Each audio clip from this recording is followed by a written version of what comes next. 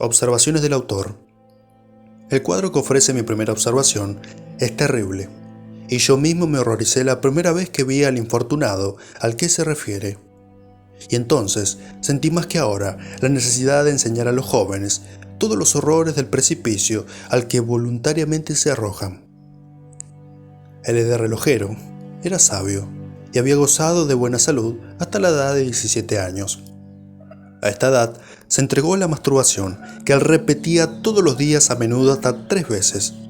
Y la eyaculación era siempre precedida y acompañada de una ligera pérdida del conocimiento y de un movimiento convulsivo de los músculos extensores de la cabeza, que la retiraba fuertemente hacia atrás, mientras que el cuello se hinchaba considerablemente. Así pasó un año, hasta que comenzó a sentir una gran debilidad después de cada acto. Este aviso no fue suficiente para retirarlo de la senda del crimen. Su alma, entregada a estos excesos, no era capaz de otras ideas, y las repeticiones de su crimen continuaron hasta que se vio en un estado en que la muerte era inminente. Era ya muy tarde. El mal había hecho ya tantos progresos que él no pudo ser curado, y las partes genitales quedaron tan irritadas, tan débiles, que no le era necesario un nuevo acto para hacer salir el semen. La irritación más ligera producía inmediatamente una erección imperfecta, que era inmediatamente seguida de una evacuación de este licor, que aumentaba diariamente su debilidad. Este espasmo, que no se presentaba más que en el tiempo del acto venéreo y que cesaba al mismo tiempo, se había hecho habitual y lo atacaba a menudo sin ninguna causa aparente, y de una manera tan violenta que durante todo el tiempo del suceso, que duraba algunas veces 15 horas, y nunca menos de 8, iba acompañado al mismo tiempo de dolores en la parte posterior del cuello, tan violentos que solo tenía tiempo para dar quejidos lastimeros, y se veía imposibilitado durante este tiempo de tomar ningún alimento ni bebida. Su voz se había hecho apagada, pero este síntoma se hacía más notable al momento de la actividad. Perdió totalmente sus fuerzas, obligado a renunciar a su profesión, incapaz para cualquier cosa y lleno de miseria. Se fue debilitando considerablemente durante algunos meses, de tal manera que la única facultad intelectual que le quedaba, la memoria, solo servía para recordar la causa de su desgracia y hacer venir a su imaginación los más horribles remordimientos. Habiendo tenido noticia de su lastimoso estado, me presenté en su casa. Mejor que un ser viviente, encontré tan solo un cadáver agitándose sobre el lecho, pálido, débil, presentando un olor pestilente y casi incapaz para ningún movimiento. Perdía además por la nariz una sangre pálida y acuosa. Una baba le salía continuamente de la boca. Atacado de una pertinaz diarrea, iban a pasar los excrementos a la cama antes de que el sujeto tuviera tiempo de darse cuenta. El flujo de semen era continuo. Sus ojos estaban turbios. El sujeto no tenía movimiento. El pulso estaba extremadamente pequeño, vivo y frecuente. La respiración muy agitada.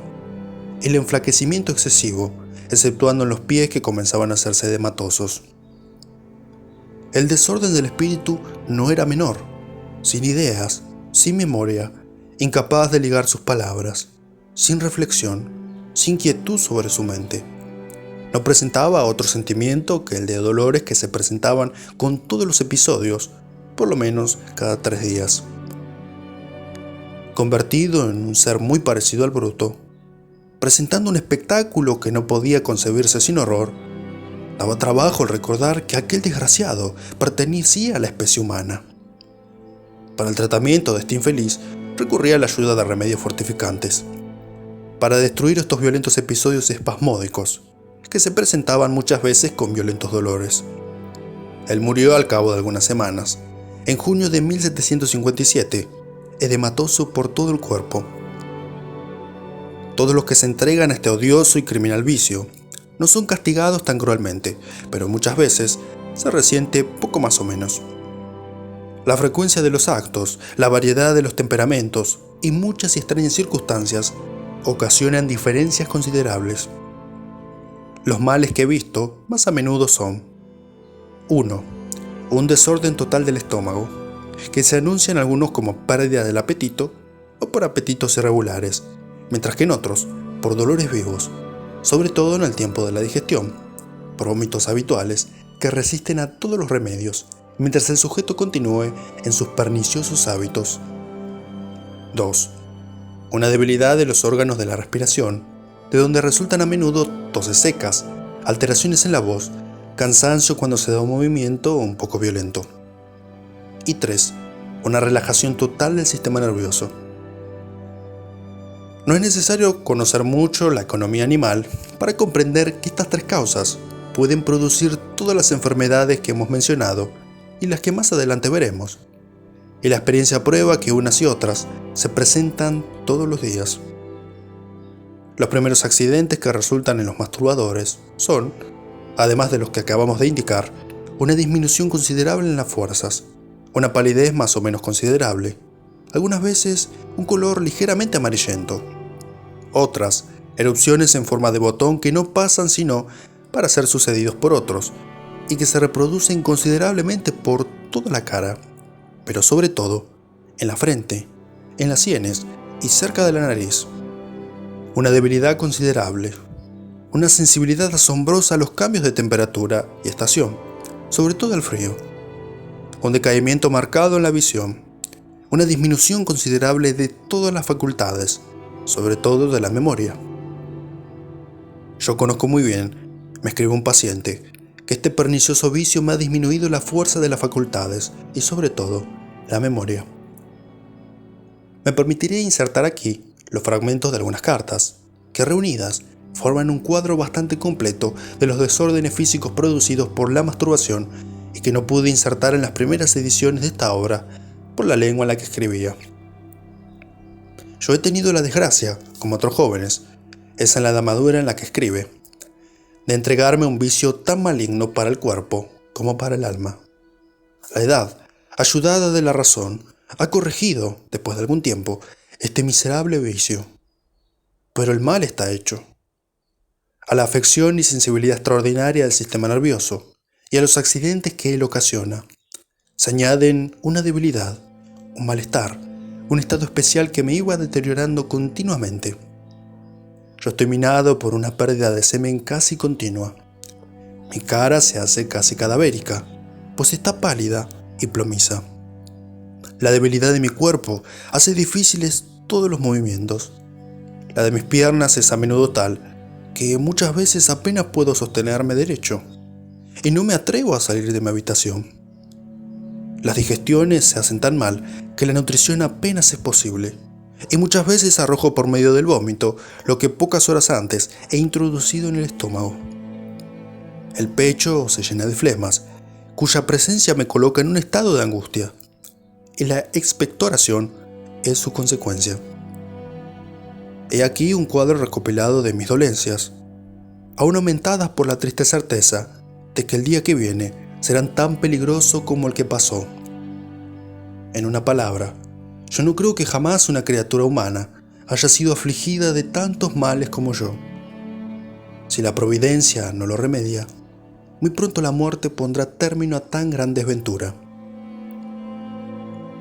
También se lee con horror la carta de otro enfermo, escrita con palabras terribles, que me recuerdan las de la onanía. Si la religión no me detuviera, habría terminado ya mi vida tan cruel. No hay en el mundo, en efecto, peor estado que el que ocasiona los excesivos abusos de la masturbación. El dolor no es nada en comparación suya, y como quiera que esto se junte a una porción de otros males, no es extraño que un enfermo desee la muerte como un gran bien, y mire la vida como una desgracia real, si es que se puede llamar vida a un estado tan triste. Cuando no pueda vivir, que sea posible morir. Los miserables mueren dulcemente, pero la muerte retrocede cuando se desea. La descripción siguiente es más corta y menos terrible. Yo tuve la desgracia, en mi tierna juventud, entre 8 y 10 años, de contraer este pernicioso hábito, que en buena hora ha arruinado mi temperamento, pero sobre todo, desde hace algunos años, noto en mí una debilidad extraordinaria, Tengo los nervios extremadamente débiles. Mis manos están sin fuerza, muchas veces temblorosas y con un sudor continuo. Tengo violentos episodios de mal de estómago, dolores en los brazos, en las piernas, algunas veces en los riñones y en el pecho. A menudo se presenta tos. Mis ojos están a menudo pálidos. Mi apetito es devorador. Pero a pesar de esto, tengo todos los días mal aspecto de cara y estoy adelgazando mucho. Ya se verá en la sección del tratamiento el resultado de los remedios empleados en este caso. Yo no detallaré la cura del primero a causa de la mucha extensión. La naturaleza, escribió un tercero, me ha indicado la causa del estado lamentable en el que me encuentro y el peligro del abismo al que voluntariamente me precipité, pues en la parte que sirve de instrumento a mi crimen se ha desarrollado unas papulas de mal carácter. Otro sujeto me ha dicho varias veces que, durante el acto de la masturbación, se presentaba un dolor intenso en la cara. Los primeros síntomas morbosos fueron algunas erupciones en dicha región, en el pecho y en los lomos, con inquietud general y continua. Bien pronto la debilidad del cuerpo y sobre todo de las facultades intelectuales le colocó en un estado terrible acompañado de profunda melancolía. Durante 7 años estuvo incapaz para toda ocupación y sin gozar un solo instante de alegría y felicidad. Yo vivo continuamente, dice él, presa de la angustia, la inquietud y la agitación más cruel, los sentimientos más vergonzosos y un aturdimiento tan terrible que cuando se me hablaba no comprendía algunas veces la hilación de las ideas. Yo tenía dolores vivos en el cerebro, en el cuello y una especie de rigidez en todo el cuerpo. Aquí podríamos añadir un gran número de relaciones de enfermos, por los cuales he sido consultado después de las primeras ediciones de esta obra, pero de hacerlo así caería en repeticiones inútiles, por lo cual me limitaré a 2 o 3 de los más recientes. Un hombre que está en la flor de su edad me escribió hace pocos días lo siguiente: yo he contraído desde muy joven una horrible costumbre que ha arruinado mi salud. Estoy embestido de aturdimientos y otros síntomas cerebrales que me hacen temer la apoplejía, y por lo cual se me ha tenido que sangrar. Pero bien pronto he tenido la triste ocasión de apreciar lo que en mí ocurría. Sentía cierta opresión en el pecho y por consiguiente la respiración se hacía fatigosa. Tengo frecuentemente dolores de estómago y así sucesivamente va sufriendo todo el cuerpo. Estoy todo el día aturdido e inquieto. Durante la noche mi sueño es penoso y agitado y no repara el débil estado en que me encuentro. Tengo a menudo deseos, estoy pálido, los ojos debilitados y dolorosos, la tez amarillenta y mal olor en la boca, etc. Yo no puedo andar, me escribo un segundo, 200 pasos sin descansar. Mi debilidad es extrema. Tengo dolores continuos en todo el cuerpo, pero sobre todo en las espaldas. Sufro mucho del pecho.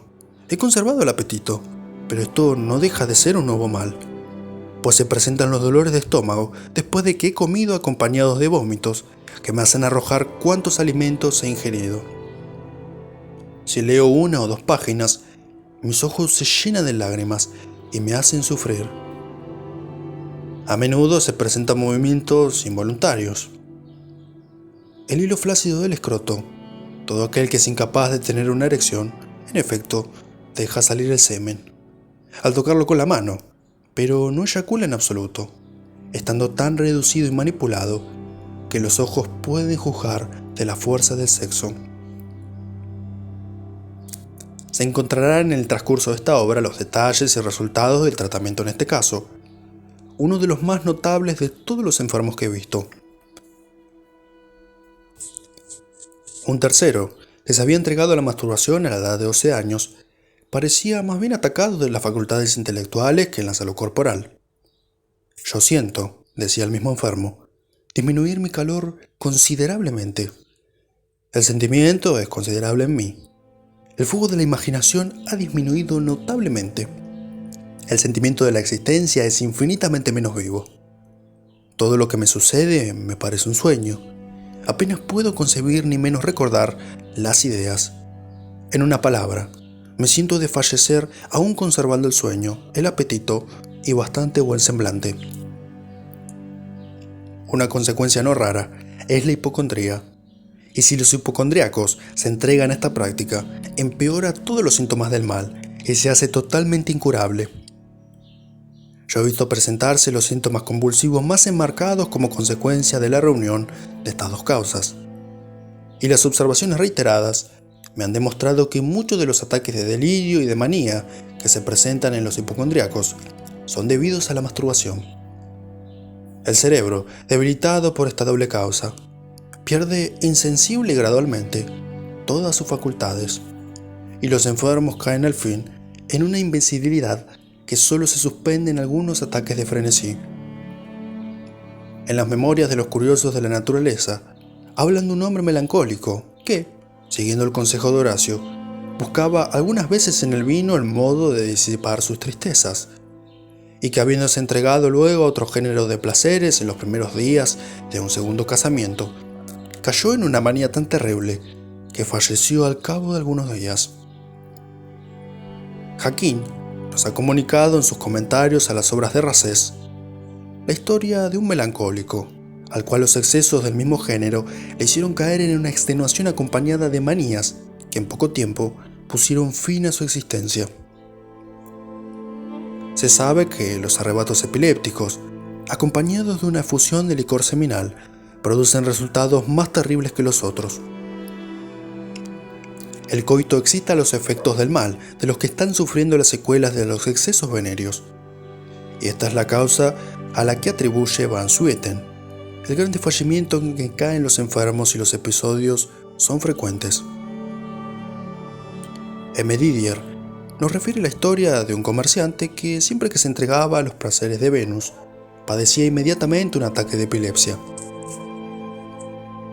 Galeno presenta una observación semejante y Enrique Van Heers consigna igual opinión. El señor Van Swieten nos da noticia de un epiléptico que fue atacado del evento la noche de sus nupcias. M. Hoffman conocía una mujer de vida bastante airada, que con frecuencia era acometida por episodios de epilepsia después de los actos venéreos. Se puede colocar aquí lo que decía Boerhaave en su tratado de las enfermedades de los nervios. Para ello presentó el ejemplo de una mujer que caía después de cada coito en un síncope bastante largo, y el de un hombre que murió después del primer coito. La fuerza del espasmo le había producido inmediatamente una parálisis total. Y finalmente, encuentro en la excelente obra con que M. Sauvages acaba de enriquecer la literatura médica la observación muy singular y quizás única de un hombre que, en medio del acto, el mal había durado 12 años, se vio atacado de un espasmo que comprendía todo el cuerpo, con pérdida de sentimiento y de conocimiento, de tal manera que su esposa se vio obligada a empujarlo al otro lado de la cama por su impotencia, y la difícil evacuación de los espermatozoides fue seguida por esta. Finalmente, se alivió la rigidez del cuerpo. Yo conozco muchos hechos análogos, de los cuales ha indicado un gran número M. Haller en sus apuntes sobre las instituciones de Boerhaave, y los observadores nos dan cuenta de otros muchos. Ya se ha visto más arriba que la masturbación produce la epilepsia, y esta se presenta con más frecuencia de lo que ordinariamente se cree, siendo muy común que cada acto haga aparecer los signos, como yo he visto más de una vez en los que a ellos están sujetos. ¿Pero esta enfermedad es por casualidad incurable? Esta rigidez total del cuerpo, de la que habla Boerhaave, es uno de los síntomas más raros. Yo no lo he visto más que una vez, pero en el grado más completo. La enfermedad había comenzado por una rigidez del cuello y de la región dorsal, e invadió sucesivamente los miembros, en términos que este infortunado, joven aún, a quien vi algún tiempo antes de su muerte, solo podía guardar en la cama el decúbito supino, sin que de nada le sirvieran las manos ni los pies. Estaba incapaz para cualquier movimiento, y solo podía tomar los alimentos que se le introducían en la boca. Este enfermo vivió algunos meses en tan triste estado y murió, o mejor dicho, se extinguió casi sin sufrimiento. Posteriormente he visto otro caso no menos terrible de esta rigidez total y mortal, y que también merece ser publicado. En cierta ocasión fui llamado al campo para asistir a un hombre de 40 años que había sido de constitución fuerte y robusta, pero que a consecuencia de los excesos alcohólicos y venéreos había notado algunos desórdenes en las fuerzas. Su mal comenzó por una debilidad que le hacía vacilar cuando andaba. Muchas veces caía a pesar de que andaba por terrenos llanos. No podía bajar los peldaños de una escalera, sino con grandes molestias, por cuya razón apenas podía salir de su habitación. Sus manos temblaban igualmente. No podía escribir algunas palabras, sino con gran dificultad y bastante mal. Su memoria no ofrecía ningún desorden, y solo se podía suponer alguna lesión en sus facultades por el temblor, que se hacía notable cuando jugaba a las damas. La fisonomía del enfermo había cambiado. Tenía apetito, dormía bien, pero le eran algo difíciles los movimientos cuando estaba en el lecho. Me pareció que los excesos alcohólicos y venéreos fueron la causa primera del mal, y los esfuerzos musculares que antes había hecho dieron lugar a que la enfermedad comenzara por los músculos. La estación no era la más favorable para administrarle los remedios oportunos. Sin embargo, el enfermo buscaba con avidez un modo de oponerse a los progresos del mal. Yo le aconsejé fricciones con una franela en todo el cuerpo y algunos tónicos al interior, y me propuso aumentar las dosis y añadir el uso de un baño frío en el principio del verano. Al cabo de algunas semanas, el temblor de las manos parecía haber disminuido un poco. Hubo una consulta en el mes de abril. Se atribuyó el mal a que el enfermo había escrito mucho durante algunos meses. Hacía 2 años, en una habitación recientemente construida. Creyendo, pues, algún profesor, que la enfermedad sería reumática, se emplearon los baños tibios, algunas fricciones gaseosas y los polvos diaforéticos y antiespasmódicos. No ocurrió, sin embargo, ningún cambio notable en el estado general del enfermo. En el mes de junio, una segunda consulta decidió que fuera a tomar las aguas de Leuc, en Valais. Al regresar de estos baños, había más temblor y más rigidez. Durante los 3 o 4 años que transcurrieron, solo lo he visto unas 3 o 4 veces. Se hicieron venir de Frankfurt los remedios marcados en la onanía y los cuales no produjeron ningún resultado. Consultó el último año a un médico extranjero, pero con muy pocas ventajas. El mal ha hecho, desde el principio, progresos lentos, aunque graduales, y muchos meses antes de su muerte no podía sostenerse sobre sus piernas ni mover los brazos ni las manos. La dificultad en la lengua aumentó y perdió de tal modo la voz que no se le podía entender lo que hablaba sino a duras penas. Los músculos extensores de la cabeza le hacían caer continuamente sobre el pecho. Había dolor gravitativo en la región lumbar.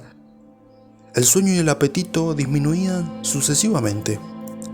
Los últimos meses de su vida apenas podía ya moverse, viniendo después una sensación de opresión con fiebre regular. La vista se extinguió singularmente.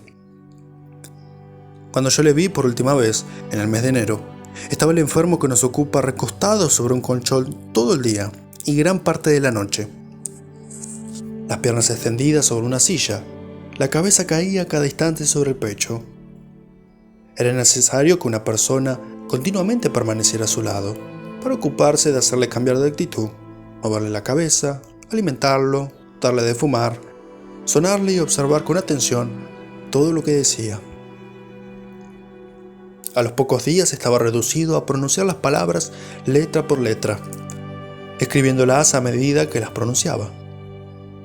Viendo que yo no le daba ya ninguna esperanza y que no empleaba más que algunos sedantes para la opresión y la fiebre, dominado por el deseo de vivir, hizo a uno de sus amigos, para que éste me la comunicara, la confidencia de la causa a la cual atribuía todos sus males, explicándole que esta era la masturbación, cuya infamia había consumido algunos años antes y que había continuado tanto tiempo como pudo. También reveló que él había sentido crecer sus males a medida que continuaba tan pernicioso vicio. El mismo enfermo me confirmó esta revelación algunos días después.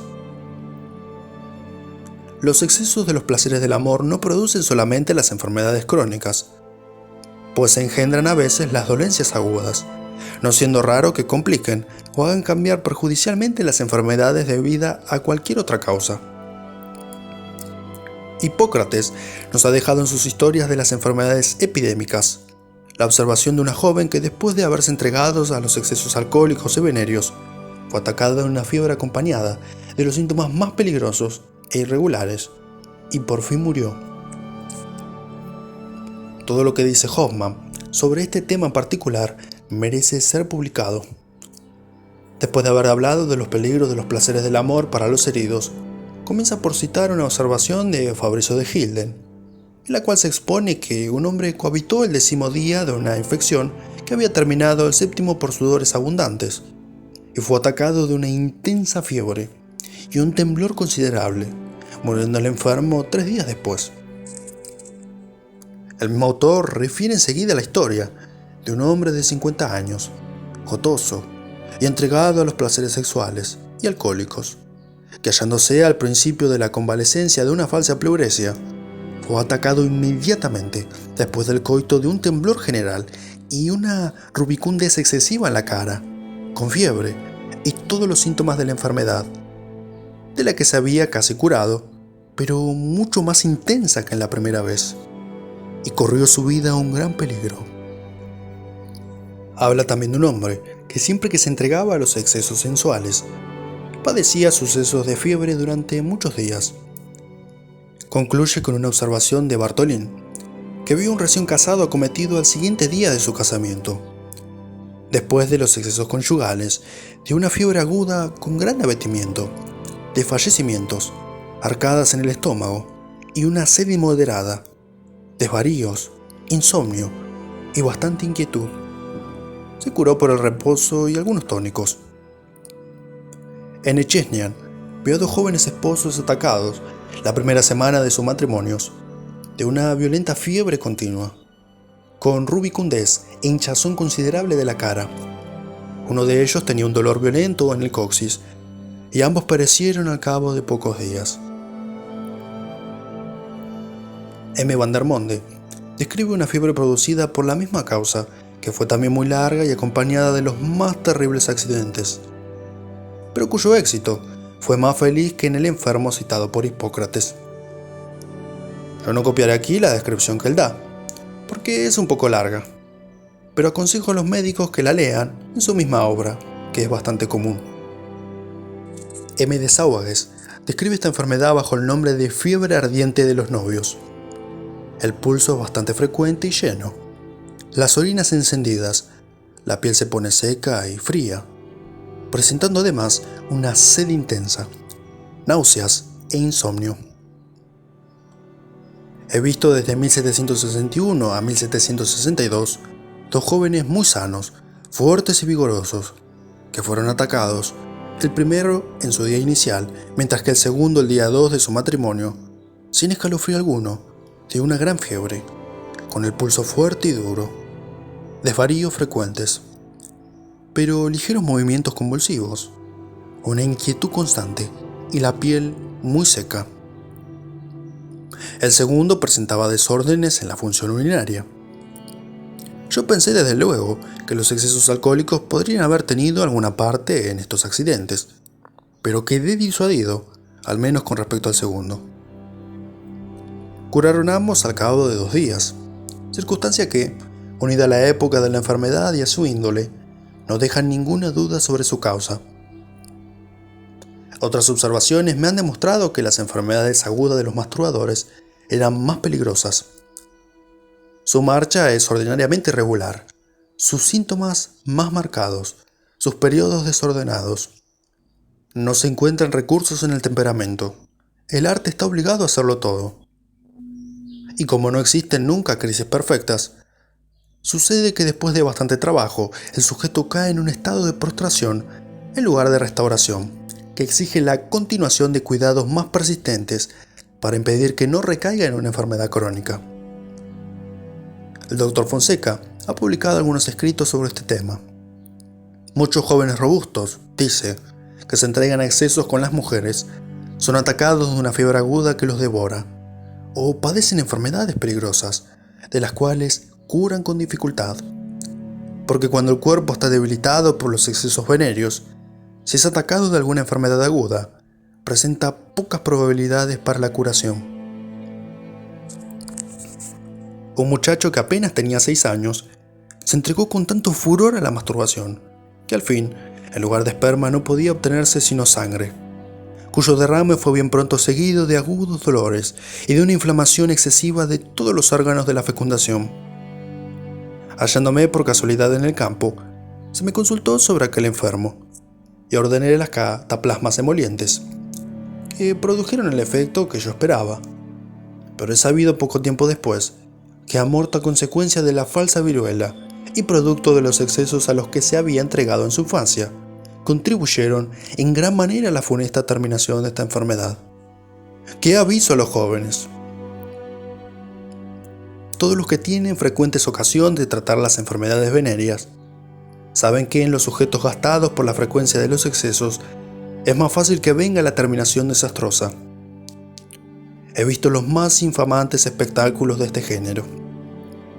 M. Morgagni dice que los frecuentes excesos carnales son suficientes para producir varicoceles e hidroceles, que son, como todos sabemos, enfermedades bastante peligrosas.